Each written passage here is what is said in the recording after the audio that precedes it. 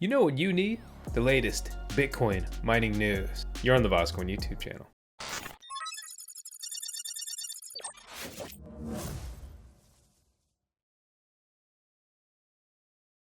So we just got this in. It's one of the latest generation Bitcoin miners. Pretty excited about it. Not the point of today's video exactly, but this is the MicroBT WhatsMiner M60S. But what does Bitcoin mining look like right now with the halving on the horizon? Well, some Bitcoin miners are looking to raise. And that's a very common thing to do, especially for publicly traded companies. Marathon has $100 million in cash, as reported by Geron. 13.7K, 14,000 Bitcoin, giving them a total liquidity of over $500 million. Yes, those are the Bitcoin miners that little old me competes against, and maybe you compete against as well. A quick glance at my Bitcoin mining operation with the recent uptick in Bitcoin mining price.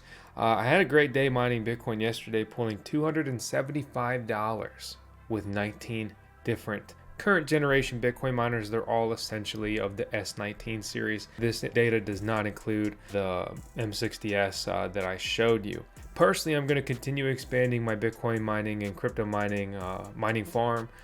We just got the Bixbit immersion hardware in, so I'm pretty excited to expand the liquid cooled mining operation and basically set these Bitcoin miners in there. As some people say in the South, let them eat. Over the last 24 hours, $30 million in Bitcoin have been mined. Seeing more, like over 30 million in daily emission in Bitcoin is awesome. It's relieving, and it's making a big difference in my personal Bitcoin mining farm, and obviously the major Bitcoin mining farms and just simply Bitcoin miners across the world, right? But it's not always all great. As that continues to go up, so will network hash rate, which basically pushes up the Bitcoin mining difficulty every 2 weeks. For reference, Bitcoin mining is more difficult than it has ever been historically, although Bitcoin is trading at basically half of its previous all-time high, which is a bit counterintuitive. And the next Bitcoin mining difficulty is projected to increase and hit a new all-time high. The higher this goes, the more difficult it is to simply mine a Bitcoin. But relax, maybe at the spa. Saw a post about this on Twitter now. Some news articles are picking it up. You can marinate in water. Why they gotta say it's so weird, marinate? I don't really want to marinate. Maybe I'll soak. I'll take a soak, if you will, in a spa in one of my least favorite states, in one of my least favorite cities, New York City. This is basically a pool heated by Bitcoin mining. Not a new thing, but a new business here. Interesting spin on Bitcoin mining. I say, why not? The recent Bitcoin rally continues to push mining stocks higher, like Marathon, which we talked about, Bitfarms, Riot, right? They're all seeing double-digit gains. We talked about some of these stocks recently. I also mentioned Wolf, which has done pretty bad over the last month. I personally hold that one. Congratulations to me. I also have Cypher, another Bitcoin mining stock, which has done pretty well over the last month. Good job, me. And sort of in the same category is Coin, another stock I hold, which has been all right over the last month, and that's fine. I personally wanted to get into some of these stocks early enough where hopefully the Bitcoin bull run hits in a year or so, and then when I can cash these, I can pay long-term gains instead of short-term gains, quite literally giving me a 10% boost to whatever I can hopefully take profits on. Remember though, mainstream media is full of freaking idiots. Bitcoin mining consumes more electricity than most countries, study suggests. Okay, why don't we talk about the impact of, like, I don't know, global banking, credit cards, payment processors, or how about governments?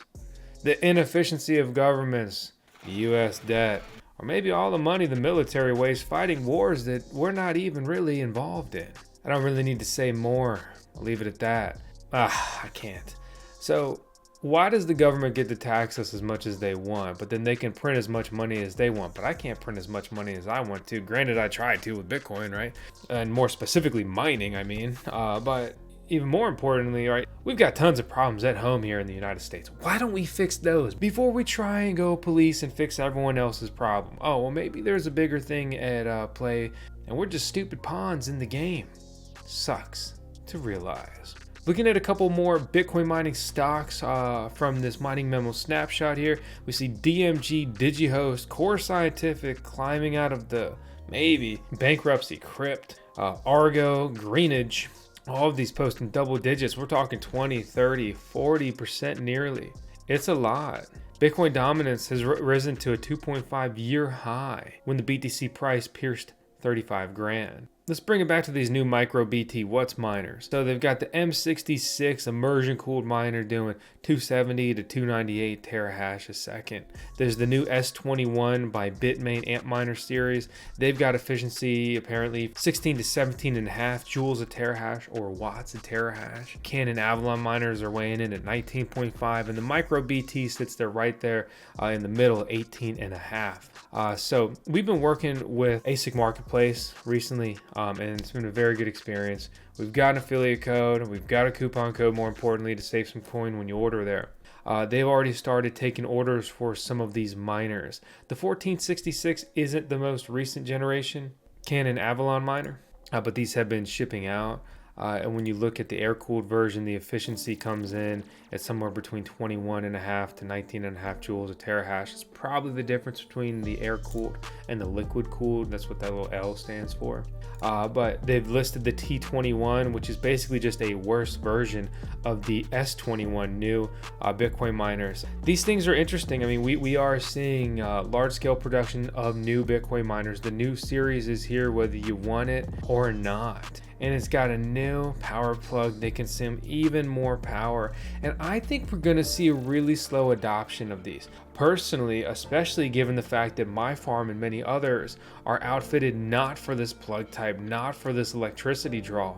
I would be more interested in a downclocked version of this with the old plug style that would fit all my stuff. Maybe that's just me. You know, that's gonna be an interesting issue and debacle that we'll see how these miner manufacturers will try to overcome. I can say that this new What's miner does just simply use what you typically see as a C19, C20 PDU cable.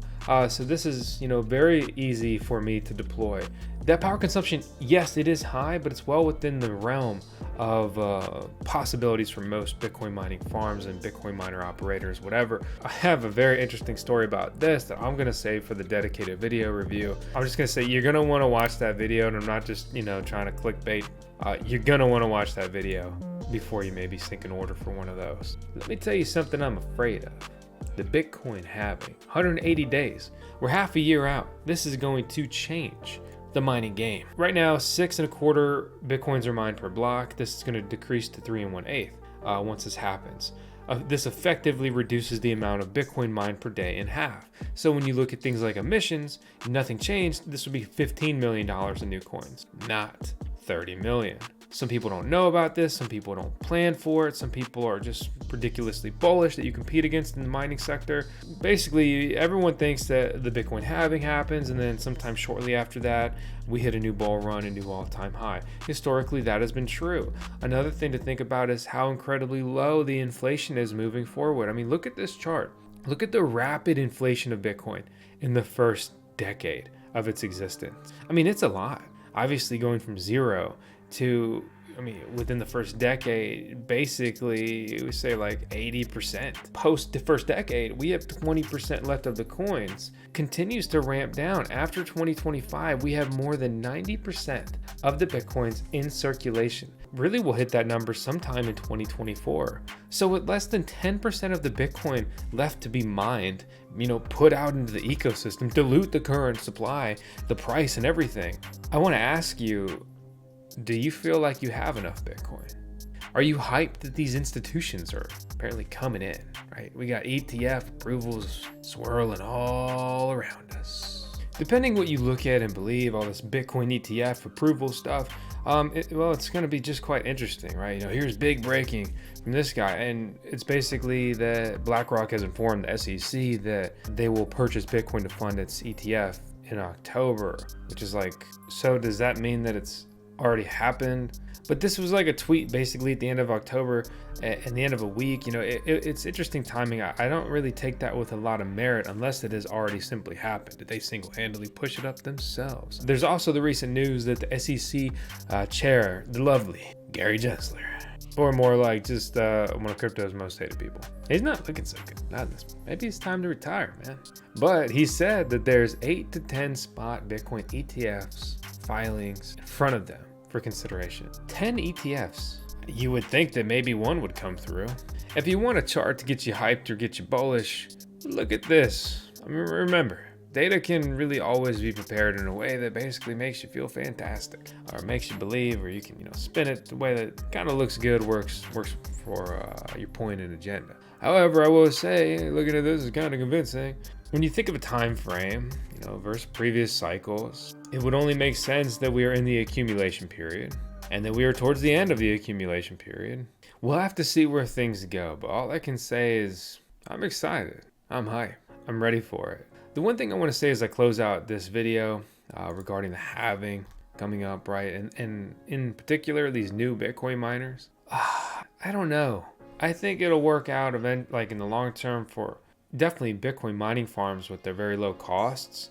If you don't have at least 10 cents per kilowatt hour electricity, you're playing a dangerous game. And even at 10 cents, that's a higher electricity rate compared to these major mining farms. I mean, they truly secure 2, 3, 4, 5 cent per kilowatt hour costs. That's why I'm stoked to see stuff like this that's like 3D printed. And understand this thing's like, this big, right? But these little mini miners, they don't utilize ancient S9 chips and all that shit. They utilize a recent generation chip that has a much higher efficiency, which makes them much more viable. And to be honest, this is fun.